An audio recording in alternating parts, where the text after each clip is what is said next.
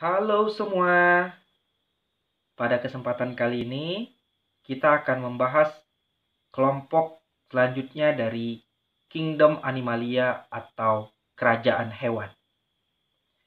Pembahasan kita kali ini yaitu tentang kelompok Vermes atau cacing. Cacing yang pertama yang akan kita bahas yaitu Platyhelminthes. Disebut juga dengan cacing pipih. Tubuhnya triploblastik, artinya memiliki 3 lapisan embrionik, yaitu ektoderm, mesoderm, dan endoderm.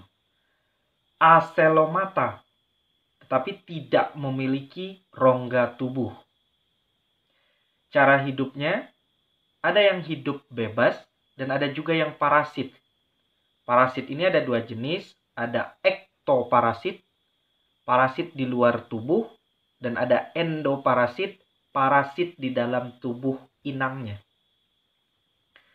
Tubuh Platyhelminthes ini simetri bilateral. Jadi terdiri bagian atas atau dorsal, bagian bawah atau ventral, bagian depan, anterior, dan bagian belakang atau posterior. Sistem pencernaan, ada yang memiliki alat pencernaan lengkap dan juga ada yang tidak memiliki alat pencernaan. Sistem respirasi dan sistem sirkulasi pada Platyhelminthes tidak memiliki organ khusus, jadi terjadi secara difusi melalui seluruh permukaan tubuhnya. Sistem ekskresi pada Platyhelminthes yaitu berupa sel api atau flame cell. Sistem sarafnya berupa sistem saraf tangga tali. Kemudian Platyhelminthes itu memiliki daya regenerasi yang tinggi. Atau maksudnya, ketika tubuhnya terpotong, maka akan bisa membentuk individu baru. Reproduksi pada Platyhelminthes terjadi dengan 2 cara. Yang pertama aseksual dengan fragmentasi atau pemutusan bagian tubuh. Kemudian bagian tubuh itu akan membentuk individu baru. Kemudian reproduksi yang kedua bisa terjadi secara seksual, walaupun Platyhelminthes ini termasuk hemaprodit atau hewan yang memiliki 2 alat kelamin sekaligus dalam satu tubuh, tetapi mereka harus melakukan kawin silang karena pematangan ovum dan spermanya terjadi dalam waktu yang berbeda. Kita lihat sekarang kelompok dari Platyhelminthes atau cacing pipih. Yang pertama ada Turbellaria. Turbellaria ini disebut cacing bersilia atau rambut getar yang berfungsi sebagai alat gerak. Yang kedua, daya regenerasinya tinggi.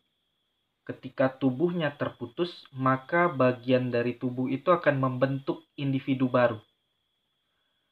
Umumnya hidupnya bebas dan ada juga yang parasit. Berbentuk seperti tongkat. Dan contoh dari Turbellaria, yang pertama ada Planaria yang hidup di air bersih. Dan yang kedua ada Dugesia. Kelompok Platyhelminthes yang kedua yaitu Monogenea. Hidup secara ektoparasit atau di luar tubuh inang dengan cara memakan lendir pada ikan, amfibi, dan reptil. Memiliki alat penempel. Contoh spesiesnya yaitu Gyrodactylus salaris. Kelompok ketiga dari Platyhelminthes yaitu Trematoda atau cacing isap. Hidupnya ada yang endoparasit pada ikan, mamalia, dan manusia. Dan ada juga yang ektoparasit atau hidup di luar tubuh. Kemudian memiliki 2 inang. Jadi ada inang perantara dan juga ada inang utama. Contoh dari spesies trematoda yang pertama ada Clonorchis sinensis, yaitu cacing hati pada manusia dengan perantara ikan. Selanjutnya ada Fasciola hepatica, cacing hati pada sapi dengan perantara siput air atau limnea. Sekarang kita lihat siklus hidup Fasciola hepatica, cacing hati yang hidup di sapi dengan perantara siput air atau limnea. Untuk memudah mengingatnya, kita singkat siklus hidup ini menjadi Tante Mira, spot renang, celana merah. Tante itu untuk singkatan dari telur. Telur ini berasal dari kotoran sapi. Kemudian berkembang menjadi mira atau miracidium. Miracidium ini merupakan larva bersilia atau memiliki alat gerak berupa rambut getar. Miracidium ini masuk ke dalam tubuh siput. Jenis siputnya yaitu siput air atau limnea. Kemudian Miracidium berkembang menjadi sporosista, kemudian berkembang menjadi redia, dan selanjutnya berkembang menjadi serkaria. Sporosista, redia, dan serkaria terjadi di dalam tubuh siput. Kemudian pada tahap serkaria keluar dari tubuh siput dan berkembang menjadi metaserkaria. Metaserkaria ini menempel di rumput dan kemudian rumput ini dimakan lagi oleh sapi dan tumbuh lagi menjadi cacing dan begitu seterusnya siklus hidup dari Fasciola hepatica. Sekarang kita lihat kelompok terakhir atau keempat dari Platyhelminthes, yaitu Cestoda. Disebut dengan cacing pita. Cestoda ini hidup di usus vertebrata atau hewan bertulang belakang. Tubuhnya ditutupi oleh lapisan kutikula dan tidak ada alat pencernaan. Hidupnya parasit. Tubuh itu terdiri dari kepala atau scolex. Di kepala atau scolex ini terdapat saker sebagai alat isap dan rostellum yang berfungsi sebagai alat kait. Kemudian bagian tubuh yang kedua ada leher dan bagian yang ketiga proglotit. Proglotit ini tempat pembuahan. Proglotit yang sudah mengandung telur itu akan lepas bersama tinja dari hewan vertebrata tersebut. Contoh dari cacing cestoda yaitu ada kelompok Taenia. Yang pertama ada spesies Taenia saginata, parasit di usus manusia dengan perantaranya yaitu sapi. Cara mengingatnya ada kata saginata, sapi. Kemudian ada Taenia solium, parasit di usus manusia dengan perantara hewan yaitu babi. Cacing ini bisa masuk ke dalam tubuh manusia karena mengkonsumsi kedua jenis hewan ini, yaitu sapi dan juga babi. Kita lihat daur hidup dari Taenia, bisa Taenia saginata dan juga Taenia solium. Untuk memudah mengingatnya, kita singkat dengan TOSCA. T itu untuk telur. Telur ini keluar dari feses atau kotoran manusia, kemudian termakan oleh sapi atau babi. Kemudian telur ini berkembang menjadi larva onkosfer yang hidup di usus sapi dan babi, kemudian masuk ke peredaran darah dari sapi dan babi tersebut. Dan onkosfer ini akan berkembang menjadi Cysticercus, larva yang terdapat di otot sapi dan babi. Kemudian otot sapi dan babi yang mengandung Cysticercus ini dimakan oleh manusia dan membentuk cacing Taenia. Kemudian cacing ini yang mengandung proglotit akan masuk ke dalam kotoran, keluar dan akan terjadi atau terbentuk telur. Begitu selanjutnya daur hidup dari Taenia ini terjadi. Kelompok cacing yang kedua yaitu Nemathelminthes atau ada yang mengatakan nematoda. Disebut dengan cacing gilik. Gilik itu artinya bentuknya bulat panjang. Nemathelminthes termasuk ke dalam triploblastik, organisme yang memiliki 3 lapisan embrionik, yaitu lapisan ektoderm, mesoderm, dan endoderm. Pseudocelomata, rongga tubuhnya semu atau bukan rongga tubuh sejati. Hidupnya ada yang hidup bebas dan ada juga yang hidup secara parasit. Tubuhnya simetri bilateral dan tidak bersegmen atau tidak berbuku-buku. Alat pencernaannya lengkap. Sistem respirasi dan sistem sirkulasinya terjadi secara difusi karena belum memiliki organ yang lengkap.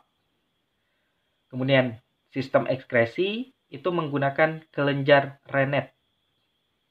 Reproduksinya di mana Nemathelminthes ini termasuk ke dalam hewan diesis atau berumah dua, artinya masing-masing tubuh hanya memiliki satu jenis kelamin. Jadi alat kelamin jantan dan betina terpisah di masing-masing spesies. Reproduksi hanya terjadi secara seksual, di mana larvanya mengalami molting atau ganti kulit. Sekarang kita lihat pengelompokan cacing Nemathelminthes atau nematoda. Yang pertama ada kelompok Adenophorea. Kelompok ini disebut dengan kelompok apasmid karena tidak memiliki organ kemoreseptor atau penerima rangsangan kimia. Contoh spesiesnya ada Trichuris ovis yang merupakan parasit pada domba. Kemudian ada Trichinella spiralis yang menyebabkan penyakit trichinosis, yaitu mual yang hebat. Kelompok kedua dari Nemathelminthes atau nematoda yaitu Caesarnente. Kelompok ini disebut dengan pasmid, yaitu kelompok yang memiliki organ kemoreseptor. Contoh spesies dari Caesarnente yang pertama ada Ascaris lumbricoides, cacing perut, yang menyebabkan manusia kurang gizi. Yang kedua ada Enterobius atau Oxyuris vermicularis, cacing kremi. Cacing ini bisa terjadi secara autoinfeksi, yaitu penyebarannya disebabkan oleh penderita itu sendiri. Contoh selanjutnya dari kelompok Caesarnente ada Wucheria bancrofti atau cacing filaria. Cacing ini menyebabkan penyakit elephantiasis atau penyakit kaki gajah. Perantaranya yaitu nyamuk culex. Kemudian ada Onchocerca volvulus menyebabkan penyakit kebutaan pada manusia. Perantaranya berupa lalat kecil. Kemudian yang terakhir ada Ancylostoma duodenale atau disebut juga Necator americanus, cacing tambang yang hidup di daerah pertambangan. Cacing ini akan mengisap darah manusia. Sekarang kita lihat daur hidup cacing tambang yang tadi nama ilmiahnya ada Necator americanus atau Ancylostoma duodenale. Cacing ini hidup di daerah pertambangan. Pertama, telur dari usus manusia yang terinfeksi cacing tambang keluar ke lingkungan. Selanjutnya, pembuangan feses yang sembarangan di tempat yang becek misalnya menyebabkan telur ini berkembang menjadi rhabditiform. Kemudian larva rhabditiform berkembang menjadi larva filariform. Larva filariform ini akan mampu menembus kulit manusia, kemudian masuk ke peredaran darah manusia, ke jantung, kemudian ke paru-paru, selanjutnya ke trakea, laring, faring, terus ke rongkongan, dan tertelan lewat makanan, masuk ke usus halus, dan akhirnya dewasa. Kemudian akan menghasilkan telur, berkembang lagi menjadi daur hidup seperti mula awalnya. Sekarang kita masuk ke kelompok vermes atau cacing yang ketiga, yaitu kelompok Annelida. Berasal dari kata annulus atau cincin. Tubuhnya seperti cincin atau bersegmen-segmen. Termasuk ke dalam triploblastik, memiliki lapisan embrionik ektoderm, mesoderm, dan endoderm. Dan euselomata atau selomata, yaitu hewan yang memiliki rongga tubuh sejati. Cara hidupnya, ada yang hidup bebas di air tawar, di laut, dan juga di darat. Bisa berupa detritus, yaitu memakan sisa tubuh makhluk hidup.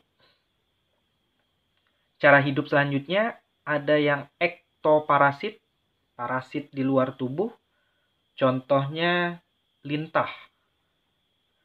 Tubuh Annelida itu simetri bilateral, terdapat 4 bagian, bagian atas, bawah, depan, dan belakang. Segmen atau ruas tubuh disebut metameri atau somit. Alat geraknya berupa parapodia. Annelida mampu melakukan autotomi, yaitu memutuskan bagian tubuh. Selanjutnya, Annelida memiliki pencernaan yang lengkap, mulai dari mulut sampai anus. Peredaran darah Annelida tertutup, artinya darahnya itu melewati suatu pembuluh dan mengandung hemoglobin atau Hb yang berfungsi untuk mengikat oksigen. Respirasi pada Annelida dilakukan oleh permukaan tubuhnya dan juga menggunakan insang. Alat ekskresinya berupa metanefridia. Sistem sarafnya yaitu sistem saraf tangga tali. Reproduksi bisa terjadi secara aseksual dengan fragmentasi atau pemutusan bagian tubuh, dan secara seksual dengan fertilisasi, yaitu penggabungan antara sperma dan ovum. Sekarang kita lihat pengelompokan atau klasifikasi dari Annelida. Klasifikasi ini berdasarkan seta atau rambut. Kelompok yang pertama ada Polychaeta. Kelompok ini memiliki banyak seta atau rambut. Hidupnya sebagian besar di laut. Contoh spesiesnya ada Eunice sp atau cacing palolo, kemudian ada Lycidice oele atau cacing wawo. Cacing palolo dan cacing wawo ini biasanya bisa dijadikan bahan makanan. Kemudian contoh selanjutnya ada Nereis. Kelompok kedua dari Annelida yaitu Oligoseta. Kelompok ini memiliki sedikit seta atau rambut yang berfungsi sebagai alat gerak. Hidupnya sebagian besar di air tawar. Contoh spesies dari Oligoseta yang pertama ada Lumbricus terrestis atau cacing tanah, kemudian ada Tubifax. Kelompok terakhir dari Annelida yaitu ada Hirudinea. Kelompok ini tidak memiliki seta atau rambut. Cara hidupnya ektoparasit atau parasit di luar tubuh inang. Kemudian memiliki 2 alat isap. Hirudinea memiliki zat antikoagulan, yaitu anti pembekuan darah. Contoh spesiesnya, yang pertama ada Hirudo medicinalis atau lintah yang hidup di air. Kemudian ada Haemodipsa atau pacet yang hidup di daun atau pohon.